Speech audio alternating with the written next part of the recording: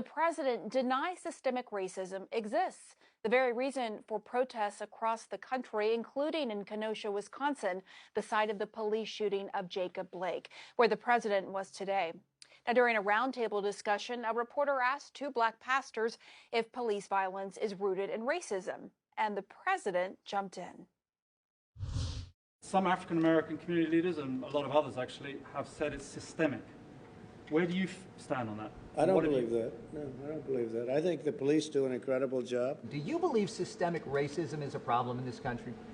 Well, you just keep getting back to the opposite subject. We should talk about the kind of violence that we've seen in Portland and here and other places. It's tremendous violence. That's what you should be focusing on with your question.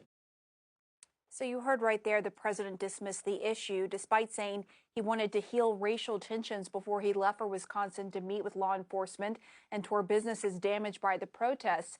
And then today, he once again defended officers who use excessive force.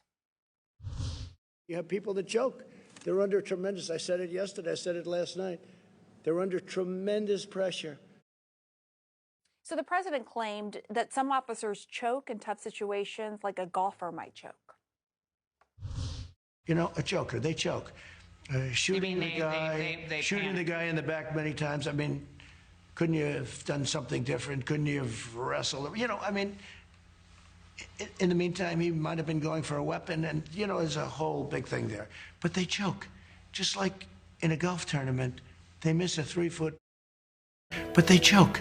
Just like in a golf tournament, they miss a 3-foot. You're not comparing it to golf because, of course, that's what the media. I'm saying people choke. People panic. Choke. Yeah. And people are bad people.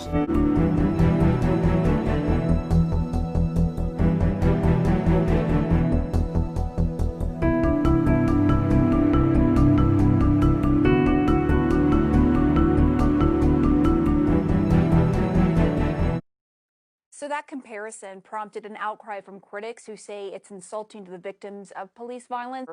The president is making his priorities clear, and they do not include addressing systemic racism or holding police accountable. LA Clippers coach Doc Rivers gave an emotional speech about the issue of police brutality in America.